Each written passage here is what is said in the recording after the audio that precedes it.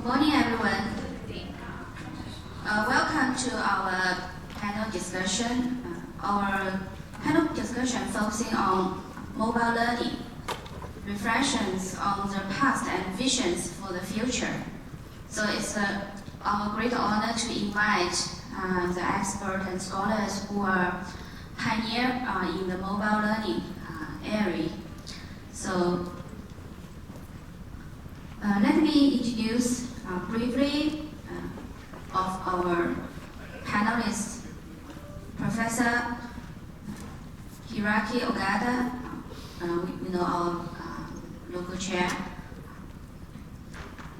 So this is his research interests.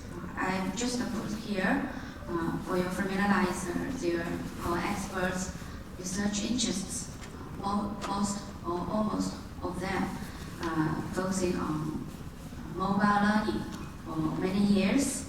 They have many experience and knowledge and idea to share with us. So first speaker. The second speaker is also the panel discussion proposers. So Dr. Longxiang Wang is from Nanyang Technological University, Singapore. Yeah. So he is also a pioneer person who is leading the mobile learning area. Our another panel member, Professor Xiaoqing Gu from East China Normal University. So this is her research interest, really focusing on CSL, learning analytics, and supported by mobile technologies.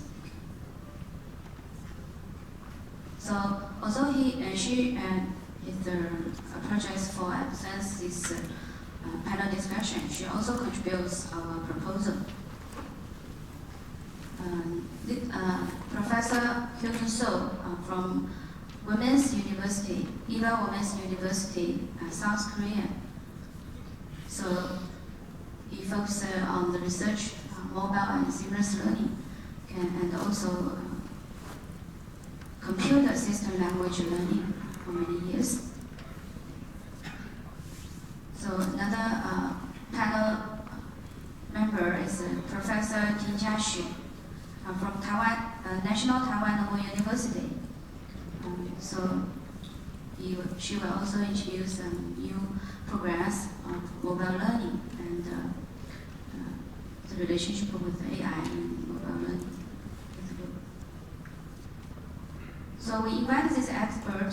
Actually, they will share different expertise in the area of mobile learning because Dr. Wang proposed this panel discussion based on a very deep thinking about how we should lead the mobile learning research and what should we do for the future. So the research field of mobile learning emerged approximately 2 decades ago and experienced a period of robotics growth peaking around a decade ago. Maybe 5 years ago, you may heard frequently about the research in the field of mobile learning. But recently, maybe fewer studies have been conducted for this area. Why? We would like to talk about the reasons. So, however, in these years, the research community's attention on mobile learning has shown signs of warning. This shift in focus will be attributes to the multi-share and the widespread adoption of mobile learning intervention methods in educational practice, rendering the field less novel and demanding. And so, additionally, the emergence of new technologies, for example, AI, during this conference, we heard these frequent keywords at many occasions. So, has promoted research to explore alternative avenues of inquiry, albeit of incorporating mobile learning elements into their evolving technological pedagogical models. So our purpose is endeavors to convene early mobile learning researchers for introspection, risk detection, and foresight.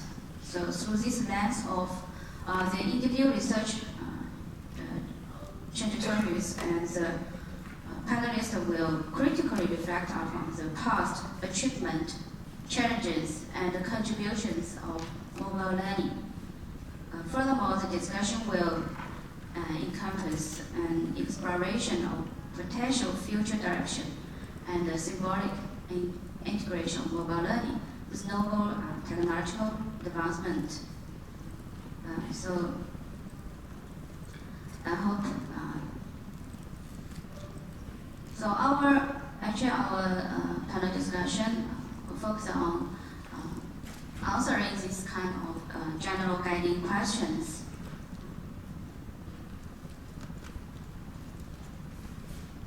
So here's the focus of each panel member's topic, all based on their own research experience and long year research. I hope you can learn from them. We can get inspired by these experts' ideas in the field of mobile learning. So this is a brief introduction of panel discussion. Okay. So now we are at the stage of presentation session. Let me invite Professor Ogata to present his title, Mobile Learning plus Learning Log Data equals AI Support plus Evidence. Okay, welcome.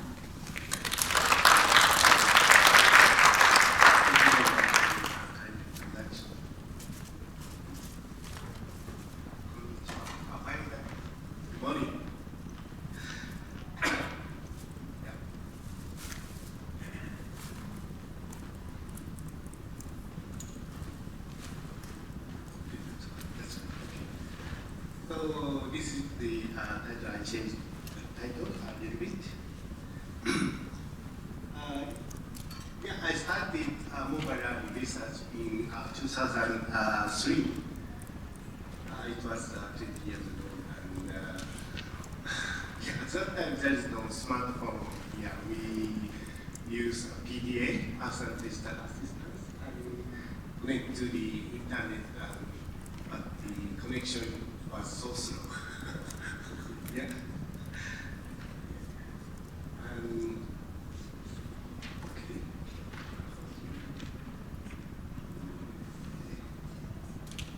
And how to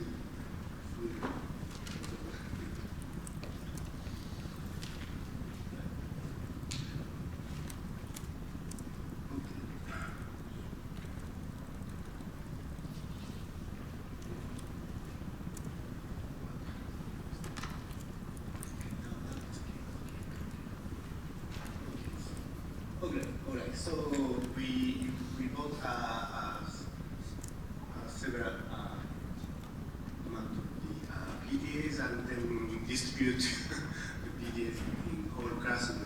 For example, like 200 students are there, but at that time there are lots of the problem for Wi-Fi access in a big classroom. Yeah. Now it's stable, but 30 years ago it was slightly. And also, we asked foreign students to bring the their PDA and also GPS to go to the downtown and then ask buy some special local thing stuff to know. To learn much about the local culture, yeah. So they need to find a place to talk with the local people in Japanese. So it was sometimes it was not so easy for them. That's why here is the Japanese. She's a Japanese language teacher to tracking the student position, and then if the student has some problem, and then student take notes to the send a note to the teachers, and then the teacher support the student to support their mobile learning. Yeah. And so I organized the WMT conference in Tokushima University, and now 20 years later, yeah. So we have bigger school project in Japan. Every student now has a laptop PC, and so we can collect all items, the learning logs, yeah, by using this kind of device. And so we can use the device to support mobile learning, and then we can collect the learning log data in variety of the situation, and then we can use the data. We can provide the support by using technologies, and also by evidence and share evidence among the teachers.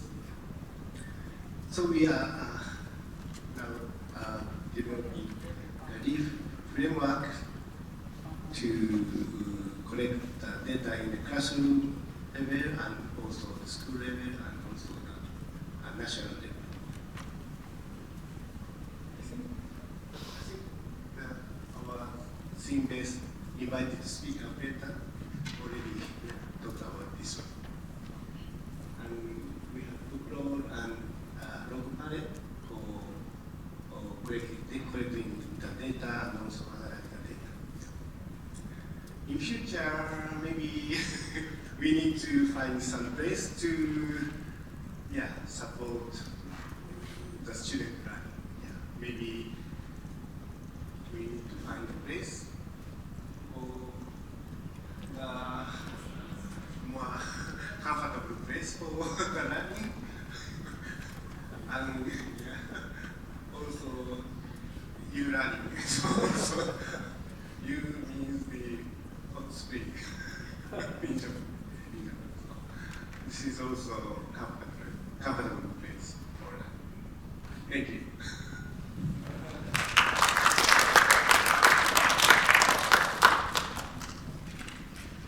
Thank you, Professor Ogata. So let's invite the second speaker, Professor Wang Longxiang.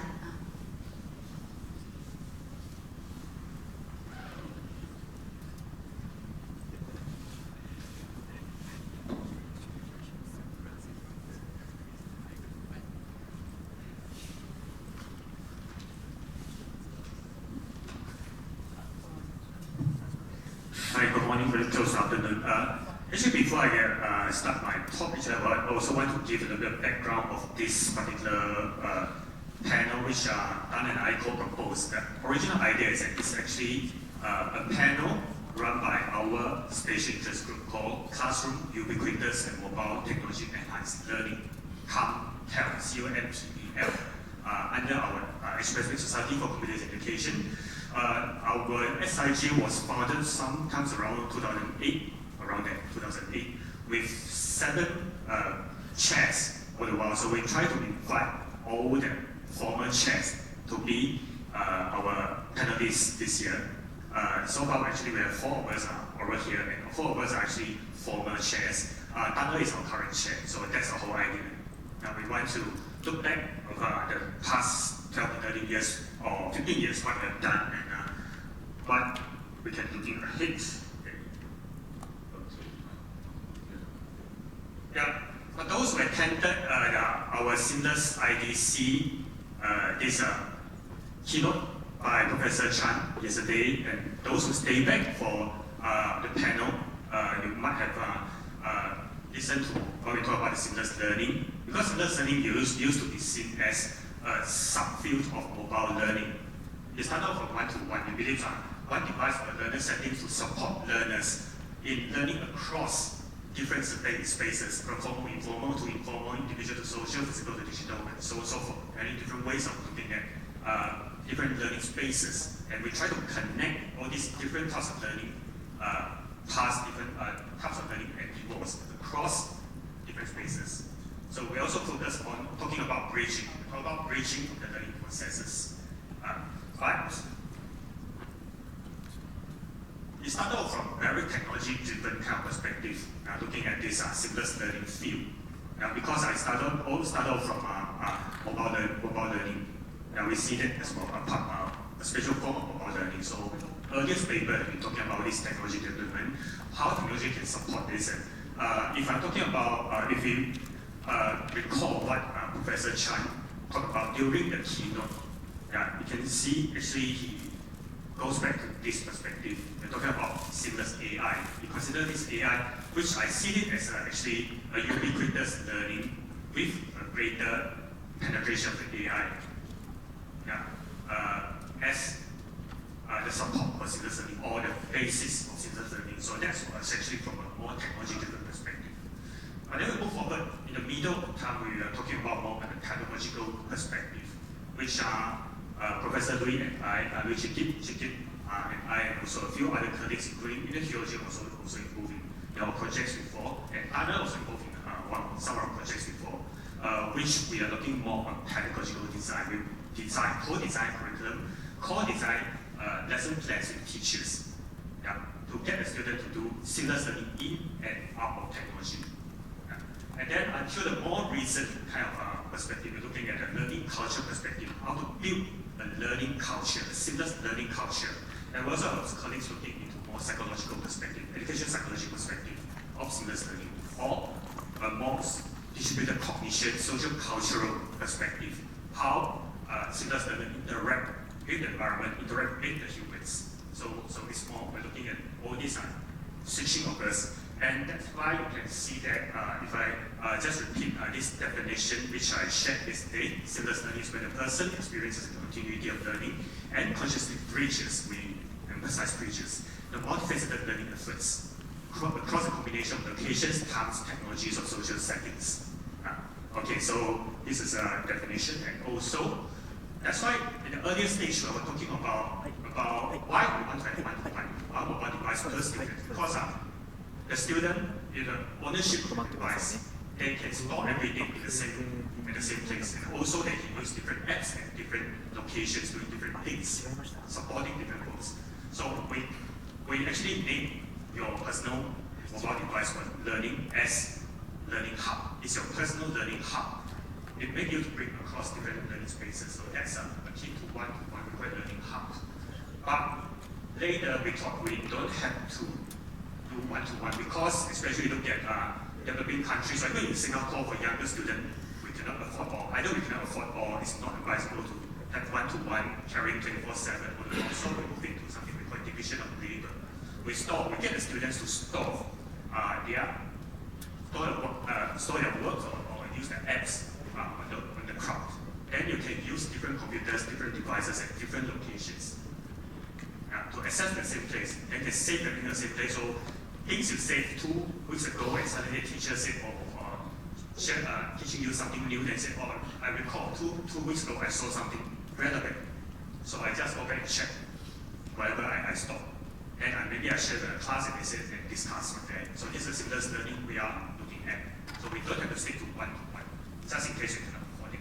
Or it's not advisable because there are readiness issues. So Singapore young students more readiness issue. I mean, primary school students or kindergarten, we don't expect them to own their devices. There's more readiness issue rather than affordability.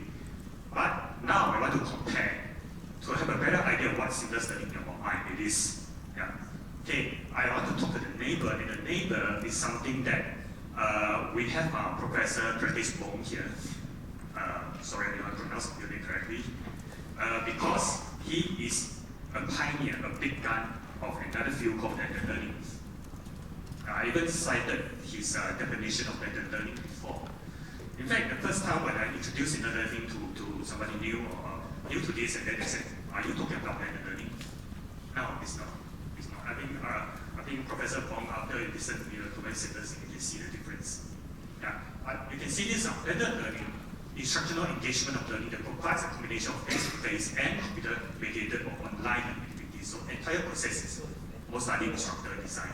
Even if you are allowed to, those are after face-to-face classes, you go at home to study.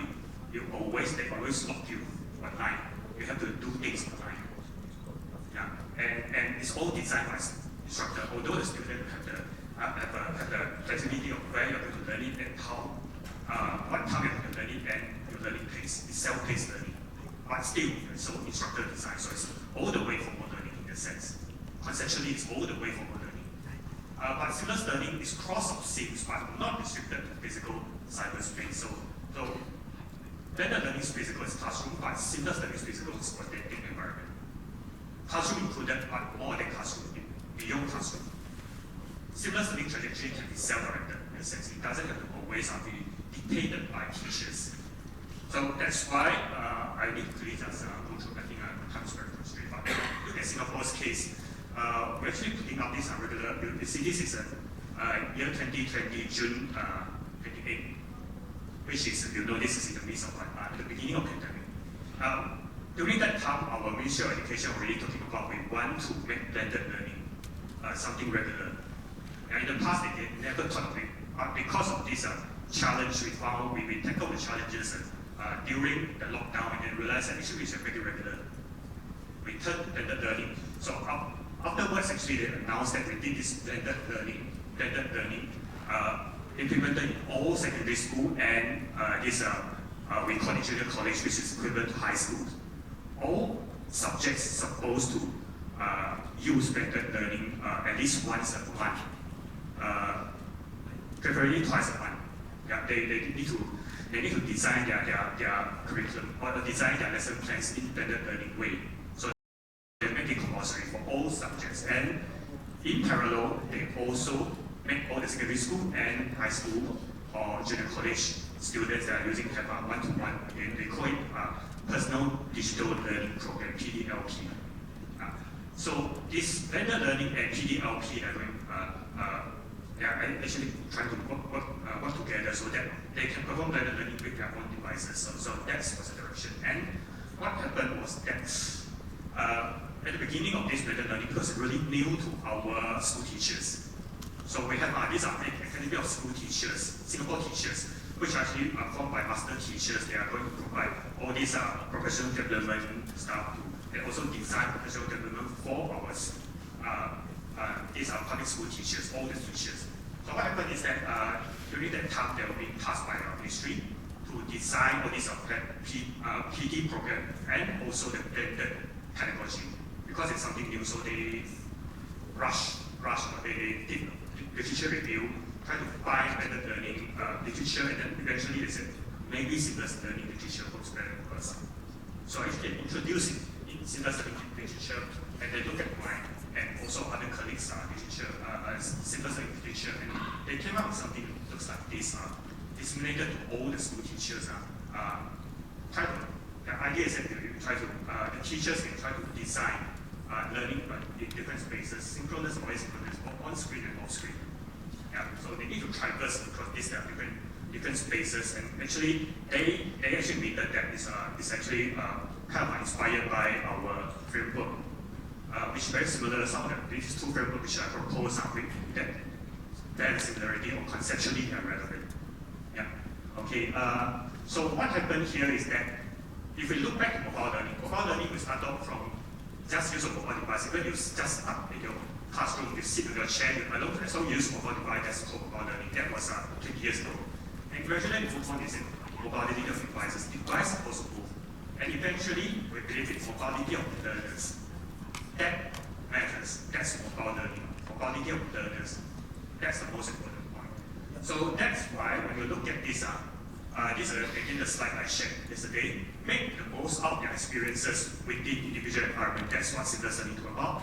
Learn and do the right thing in the right time, in the right place, with the right tools available. So wherever you are at home, you are elsewhere, you're on the bus, you go to visit a park, you're going to visit a museum, or whatever, you learn from there. Or even just go out to buy some stuff, you can still learn things. So we as a teachers always think of new possibility to design this part of school. You don't just stick students to online environment. During blended learning, they can also interact with the environment rather than physical environment, rather than stick to the computer screen. Yeah, so that's a major difference that we're trying to come up, and then so that's why you see the reflection of seamless learning. Entire blended learning experience largely prescribed by teachers, but seamless learning privileges more open-ended incidental learning, authentic learning, and interactions with humans and spaces, and specific seamless learning experience designs can be subsequently applied blended learning and vice versa. So that's how our visual education, they took the original definition of blended learning for our use to making it more holistic. Thank you.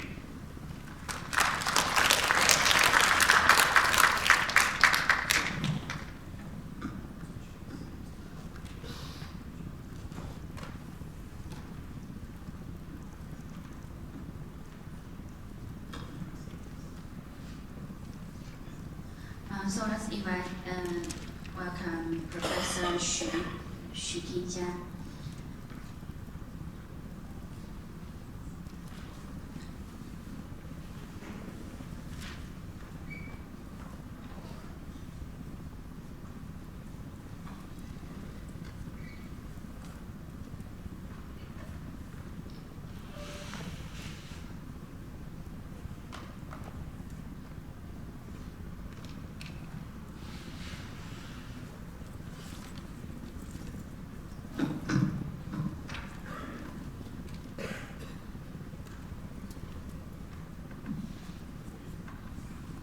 Okay, before I start my speech, I would like to use an AI application to introduce myself first. I am a professor in National Taiwan Normal University.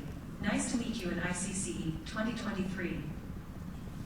Okay, we have seen the presentation of Professor Ogata. We know that in the year 2000, we used PDA to conduct mobile learning. When I was a PhD student, my dissertation is related to mobile assisted language learning. We use PDA.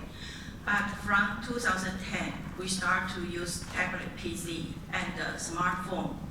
And recently, in Taiwan, from 2013, we conduct mobile learning in K-12, and we start scaling up mobile learning in K-12, and we emphasize on the learning strategy rather than the mobile device.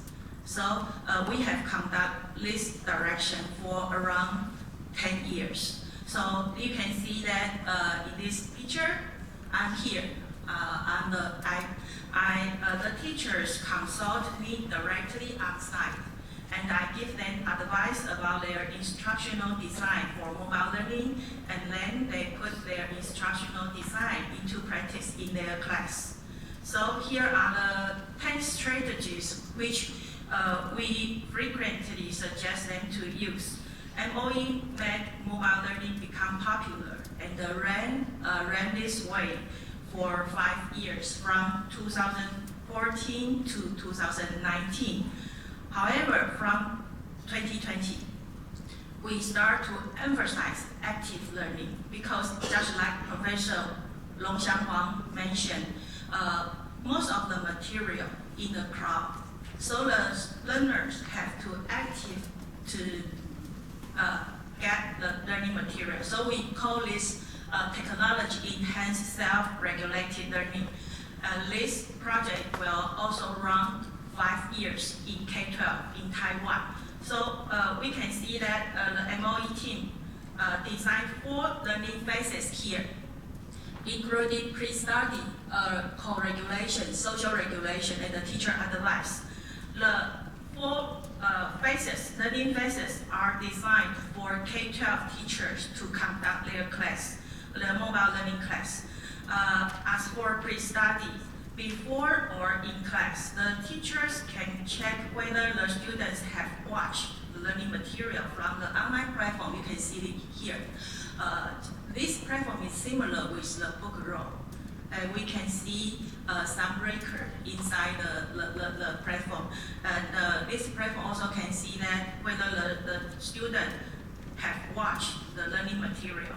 And also they can take notes on the platform directly. So the teacher can see which student take notes on the platform. Then the student can record their own question, can propose their question. This is an important stage to bridge the pre-study to in-class study because they have watched the learning material and then they remember what they don't understand. Then they can do the collaborative learning to solve the problem they meet before the class. And in this stage, that is knowledge acquisition. In this stage, that is knowledge application. Okay, so they have to apply their knowledge to solve actual problem. And then the social regulation refers to learn between groups rather than inner groups. So we have this cycle for the teachers to design their own class. Then from next year, the K-12 can propose their application of AI, which integrated with self-regulated learning on mobile device in Taiwan. And we have two different projects. The first one is technology-enhanced self-regulated learning. That is kept around 2020. And the other one is bring your own device or take-home student device. This means the student, more than 50% of the students bring their own mobile device to school. This refers to bring school's mobile device home. So you can bring the mobile device from school to your home. In Euro area in Taiwan, one student is equipped with one mobile device. So they can bring their mobile home. And this in Taipei City or in some city, they can bring, the student have their own device, so they can bring their own device to school. And this month, because we will start next year, so this is the end of the year, right, in December. So in this month, we have three sections, three teacher training workshops for generative AI. This is the three sections, three training workshops.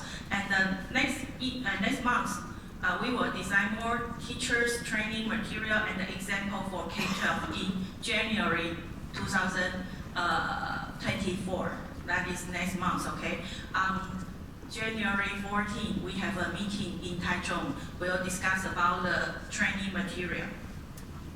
And so we see that now in the future development, the mobile device is only the technology device. We emphasize more on the teaching strategies and the application of present software. So here is an example. We can see that this is one of the generative application, which is the senior high school teacher use in Taiwan.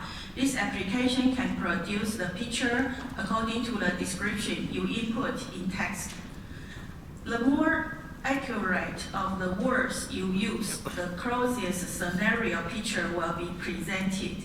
So the student have to write the vernacular Chinese first after they understand the original meaning of the classical Chinese. Then the student input their English translation into the prompt field. So you can see this example. This is a famous classical Chinese 桃花源记, which is a story about a world far away from the crowd, where there are many peach blossom forests. This is the picture which the student used generated AI to produce to interpret the meaning of the artistic conception of the classical Chinese. So you can see this is an example in Neihu Senior High School in Taiwan. So the accurate use of words in the prompt field is very important in these activities. So we can see that the word which the student translate closer to the meaning of the classical Chinese, the picture will be presented closer the sense of the meaning. We see the minor difference of the words which will result in large difference of the picture. For example, when the student replaces the word road with the word pass, the AI generates different presentation. This is use road, this use pass. If this is not the closest scenario, the student want to replace the word pass with wall to present the meaning they perceived, then they can change the prompt to word. Then the picture generated is different. So finally, the students submit their homework in language learning domain with the words they translate from classical Chinese. Then the teacher will give feedback to them. That is an example in our senior high school. And here is another example in elementary school. This has been published in interactive learning environment. That is our study. The students have their own goal setting. We know that in self-regulated learning, students have to have a goal setting process. So the students use their own paths and interpret the actual objects in their daily life and their instant meaning in the real. Then they can get the instant meaning in the real environment with the image recognition software. They can take notes and store into their own individual vocabulary book so that they can review them at any time. They can self-monitor their own learning from the individual dictionary they built and take part in a quiz produced from the word bank from their own dictionary. So finally, they can do reflective thinking and adjust their own learning paths. They can check that whether they have achieved the goal they set and then adjust their learning goal and the learning process or strategies or learning plans and schedule in the next round of self-regulated learning. Okay, so this is AI and mobile learning and self-regulated learning. This is the final example. Yesterday, we have a Taiwan mobile learning activity. And this senior high school teacher present her instructional experiment about using ChatGPT into the SDGs course in a senior high school in Taiwan and won the best presentation award yesterday. So MOE also have show a lot of examples for our teachers. This is the link. You can see this link for further reference. However, they are presented in Chinese, but you can see a lot of examples about how to use generative AI in elementary school, in junior high school, and in senior high school. And there is a guideline for the application of AI. Thank you.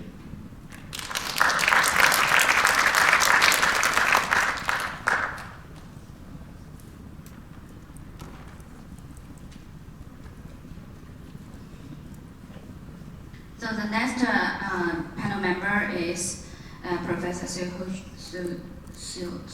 Ju. Okay, sorry.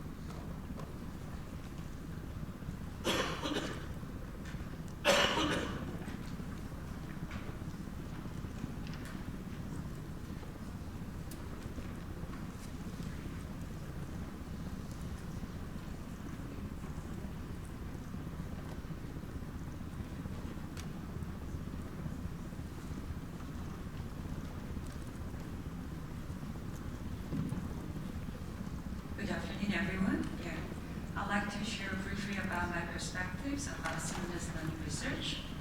I'm Hyojung So from Ewha Women's University in South Korea. So for this discussion, I think it's very important to go back to the original definition of seamless learning.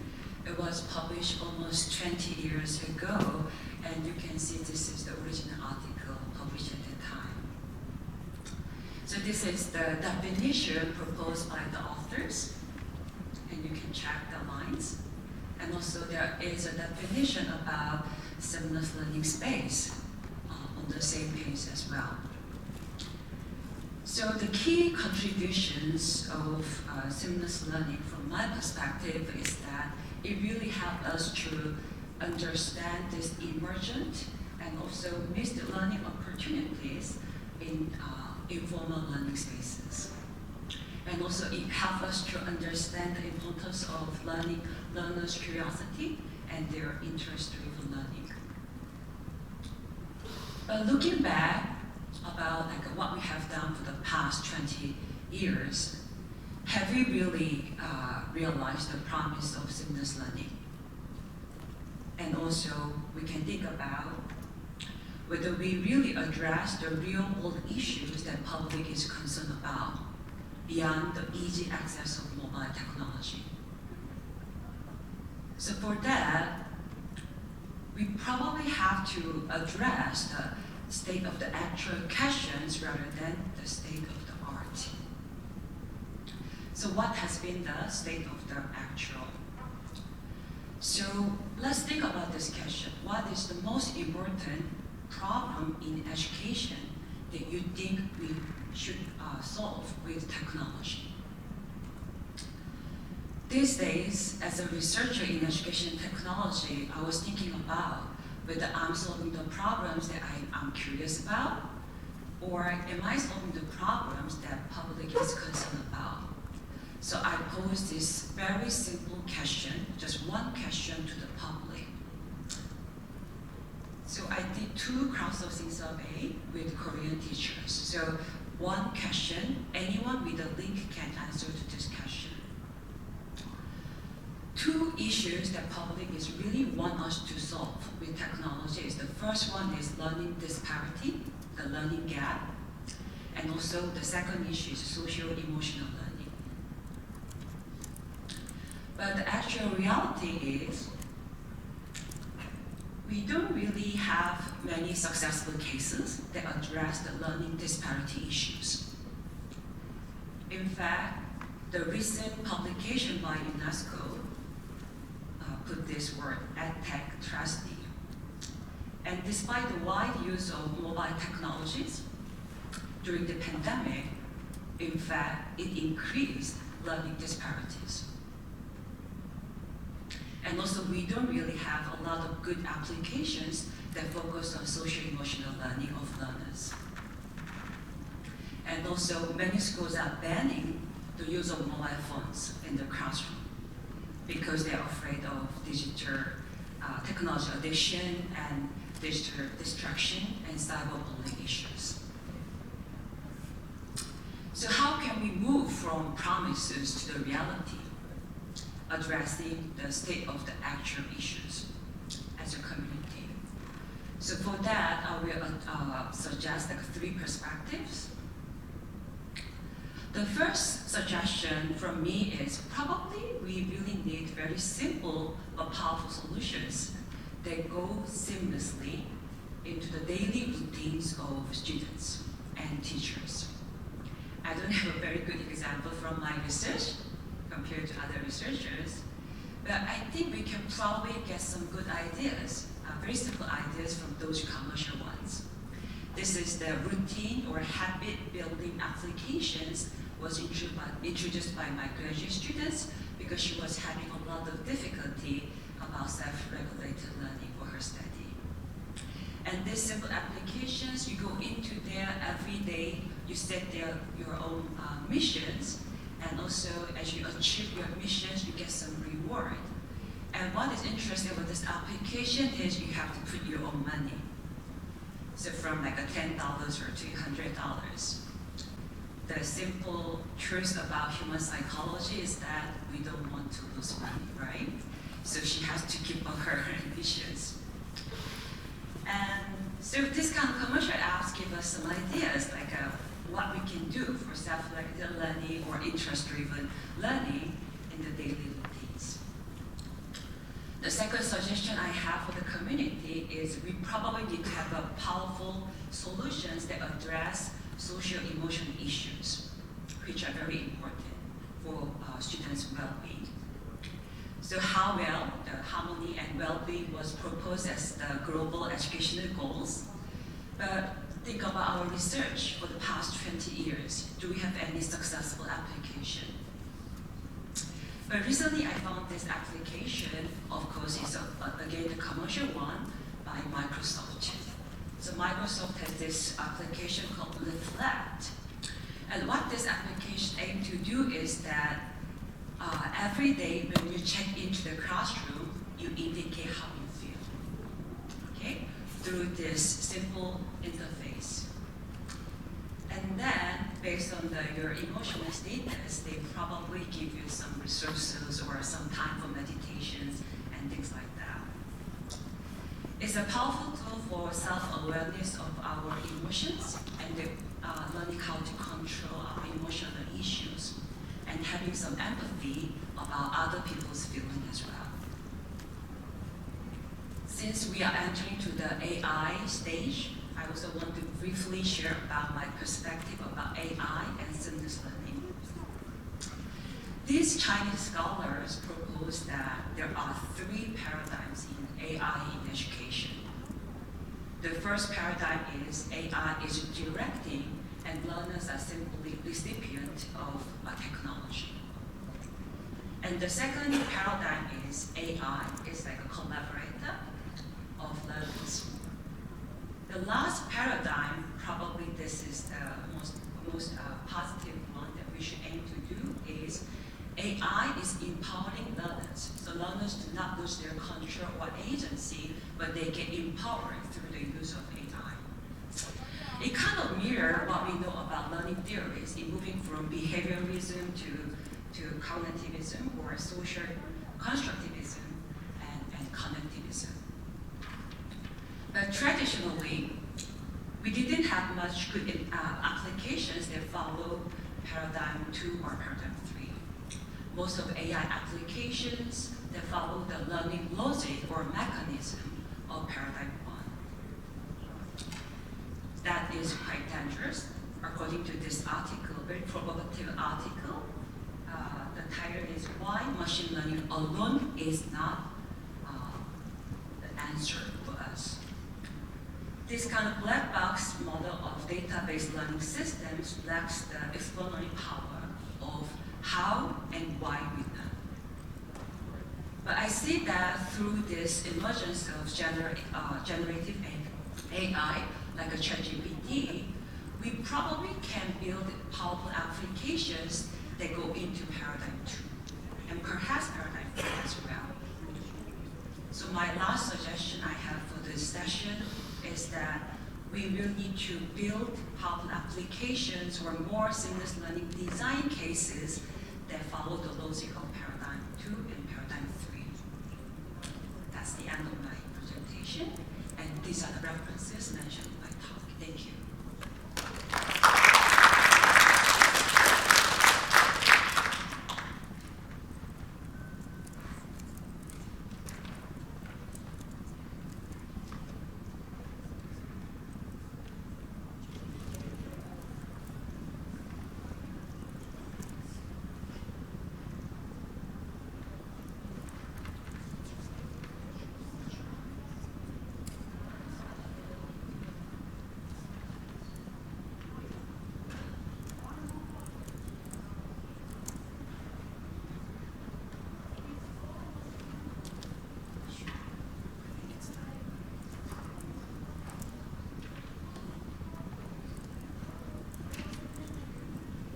So our last speaker is Professor Gu Xiaoqing.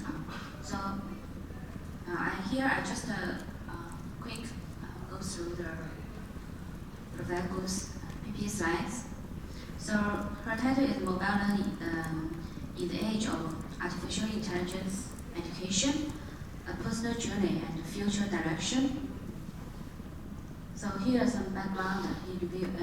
She just goes through her research experience from the beginning of the mobile learning, focusing on devices and then focusing on micro-learning design and adoption of some flipped classroom and blended learning approaches for mobile learning. So how the mobile learning transition to the AI-driven education. So this is her ideas. So shifting from the isolated mobile learning to AI integrated approach, emphasizing on capturing the learning continuum through AI, development of comprehensive learner digital profiles for individual instruction. Here is a diagram to show these key ideas. So the role of mobile learning in AI-driven area has been changed. So it has here example the personalization of learning experience through AI-driven support. So this is the role changes of mobile learning in this new area. So yeah, so I hope you can get more ideas from this talk. Okay, so this is a all our panel members have presented their thinking and past experience of mobile learning and their current research in mobile learning, as well as point out the future of mobile learning. So for the next session, we will invite all our panel members to sit on the stage, and we will conduct the interactive discussions. See our audience, our scholars and professors, whether you have any thinking about mobile learning, or you're also welcome to share any thinking and new ideas based on your current research, or if you have any tough experience on how to transform mobile learning in this new area, you are welcome to share with us.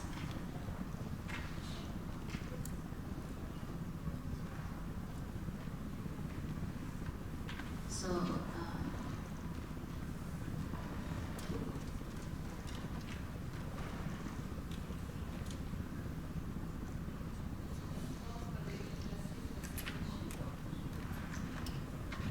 thank you, Profs, for a very interesting presentation.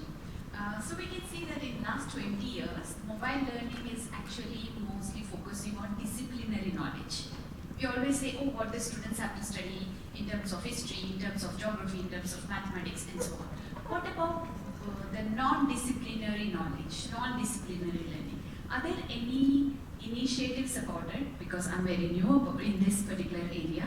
Are there any initiatives? And do we see it is important for the students to have that non-disciplinary learning as well through this beautiful mobile learning platform? Thank you so much.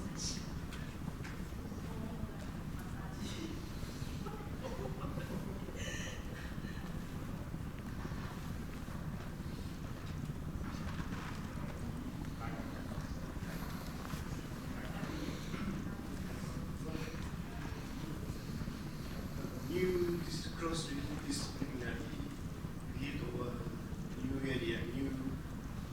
I'm talking about non-disciplinary learning. So, for example, skills out of the classroom, not necessary to really connect it back to the assessments. So every time the students are thinking that, oh, I'm learning, I'm doing this experiment because I get marks.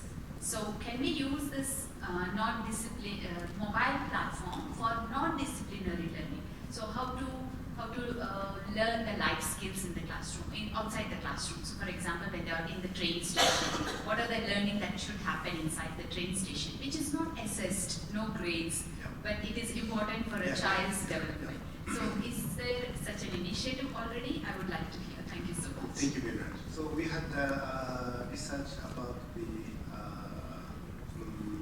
scroll system. So this system collects all the learning log data in informal learning, informal situation, like for example in a station or maybe if you come to Japan, maybe you learn some Japanese word or cultures. Yeah, so you can take capture some photos or video to learn something, if you learn something, and then we can upload the files as a learning materials, and maybe future, if you come back to Japan, then you can use this kind of learning material before coming to Japan.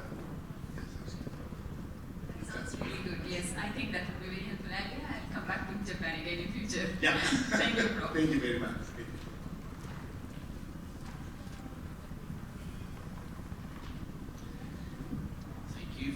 Thank you for your interesting panel, and it's always really good to get some historical perspective on technology and how it's evolving. So a couple of months ago, UNESCO published a report called Technology, a tool on whose terms, and within that report it made a call for a universal ban on mobile phones in the classroom. Now, we've had this kind of debate for many, many years, but I'm wondering what each of the panel thinks about that call from UNESCO and what your view about that is. Yeah, in Japan, we don't ban to use the tablet because the government provide the tablet to the student. We should promote to use in the classroom, or not only inside the classroom but also outside the classroom room or learning. But before that, some schools, they ban. They don't allow students to use tablet. Yeah, so we changed the policy. Yeah, I don't know other countries. Yes, I'm sympathetic to that view, but I'm interested if is there a diversity of views? Do people have other views about this? So your question is whether we are against or for the banning of mobile phones in the school, or are you asking about what's happening in each country? You can hear it as a binary question if you like, but I'm interested in the fact that UNESCO has published that report and about the state of play, where we're at with digital education and mobile education. And that seems to be the UNESCO consensus at this point. And I'm hearing in this conference that everybody really is on the other side. I suspect that most of us would feel that using mobiles is a good thing, but I'm just interested in your views about that call. So I had this discussion in my class as well, in my EdTech class, and then I know that many schools in Korea are banning the use of mobile phones, but we have to separate personal mobile phones and then or mobile devices for learning. So if the school has mobile devices or padlets for learning, and they can use it, of course, but the personal devices, I think when they enter the classroom, they have to put somewhere at the back of the classroom. I do understand the concerns the school and the teachers have about the use of mobile phones because students are easily distracted. Yeah. But yesterday I briefly mentioned about this issue, whether this issue of banning mobile phones, how we should look at this issue, the reality happening in the school. but I pretty much follow the article, the Solving's article. There should be the opportunity for us to think about how we can help students to build good habits or good routines of using technology, rather than just it becomes like a technology addiction or game addiction and things like that in the end. So we probably have to help them with this problem. Yeah.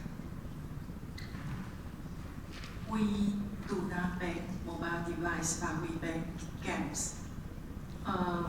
If the games are produced by MOE, we close the game system from 10 o'clock in the night to 7 o'clock in the morning, because we don't want the student to play the game but do not want to sleep.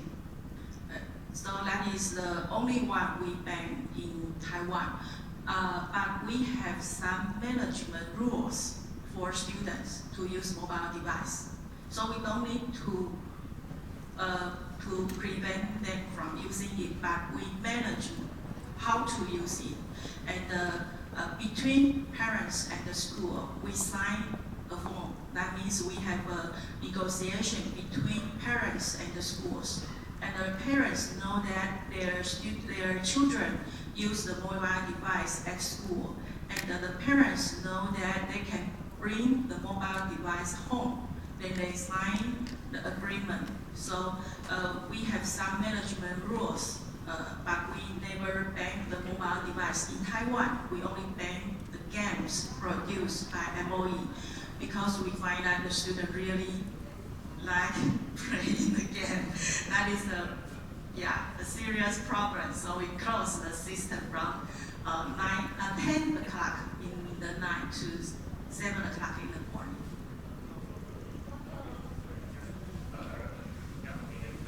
Just make one very quick additional point. Apart from what they said, Singapore also done something very similar, or at least our project done that on semester learning curriculum. There's one more thing, which is we collaborate with teachers that ICT rich classroom management strategies and rules, ground rules, including mobile assisted classroom management strategies, or even look into classroom management methods beyond, not just about our class use or whatever. Yeah, so that's another thing to do. So it means that we're trying to fix the problem rather than we see the problem, then we avoid the whole thing.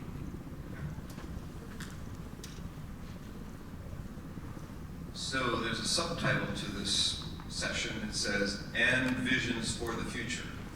So could any of you or all of you talk about the mobile learning grant you didn't get funded, or your vision of a future grant you'd like to get funded? What is your dream to extend your research in this area?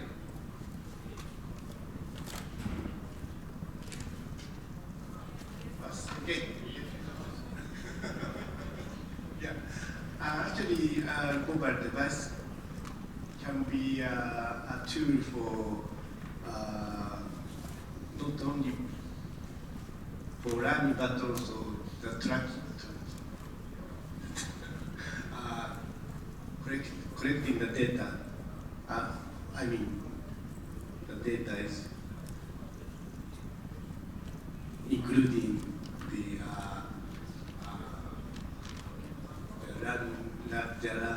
student learning experiences. So,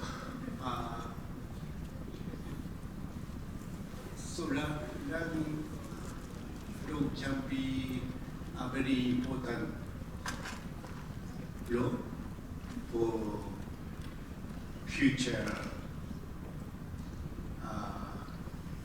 educational support by AI or something. I mean, everyone will die, but everyone is different learning path. So maybe this kind of learning experience data is very important for our human society. In ancient age, yeah, so we human lives only 20 years or 30 years. So that's why they write the drawings in the cave or some places to get animal, or how to get animal, or how to eat or something. This is their learning experience after they die, even after they die. This kind of experience can be inherited with other people. This kind of information is very important for human society, I think. So, but that it should be also be careful to deal with this kind of data. So we need to think about this kind of things. This is my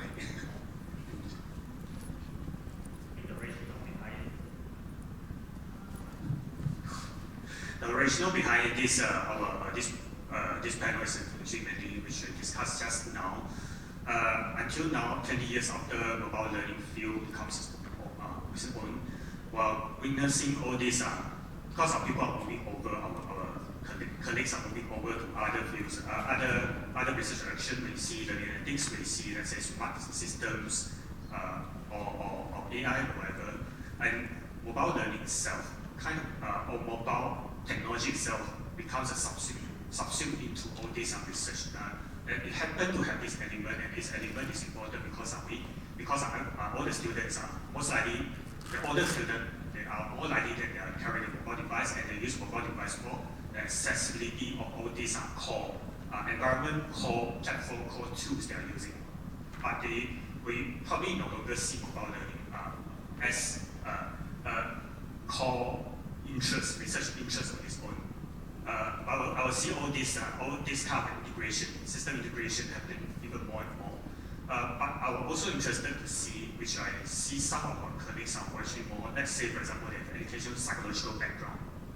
They are looking at self-related learning, all these issues in terms of mobile learning, whether it's mobile learning a standalone tool to use, or maybe mobile learning as part of a platform, a part of a book or whatever they are using. So this is also the direction I've been seeing that happening.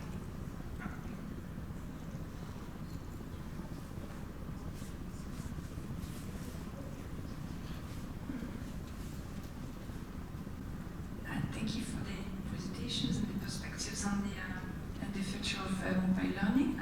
So some of you mentioned the impact of AI on the future of mobile learning.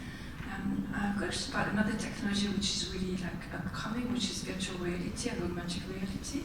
And I wonder if you had some thought on the impact of this on the future of mobile learning. So just an example, what I had in mind is with virtual reality, you can be transported to a different world, a different environment. So this is another type of mobility, and just curious to know if you have any work on this, any thoughts on this.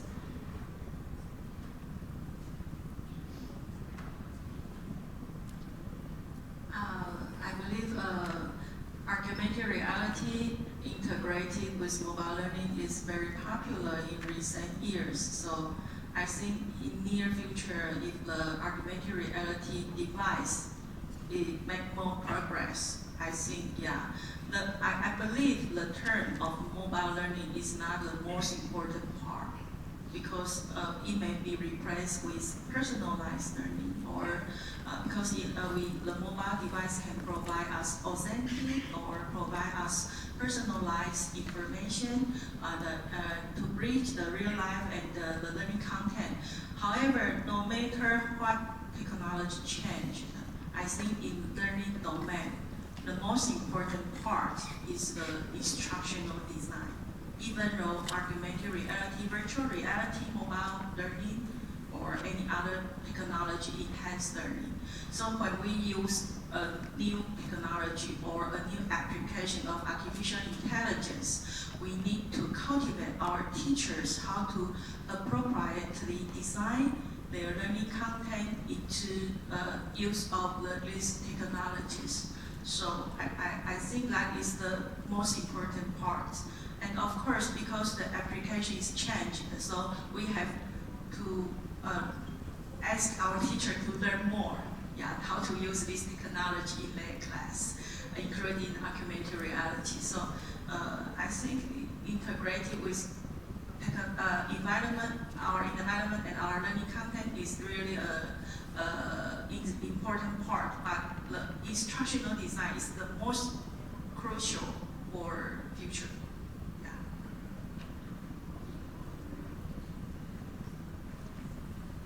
I haven't done really AR or VR kind of research, but my perspective is like we don't really have. I think AR or VR are good for certain disciplines like science or medical education and things like that. But whether it can be used for more widely, in like a daily, that might be an issue for wide adoption of this technology.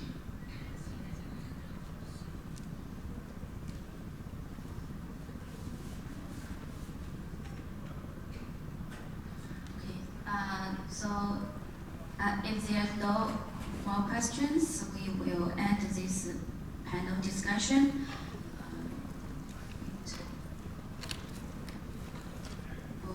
For the last, I would like to read, because our panel members mentioned so many times of AI, I would like to read the closing words for this panel discussion written by our Hong Kong AI POE. As we come to the end of this insightful panel discussion, I would like to take a moment to reflect on the valuable ideas and perspectives that have been shared here today. So our panelists have brought from their expertise, experience, and diverse viewpoints, making this conversation truly enriched and thought-provoking. So thank you for the attendance.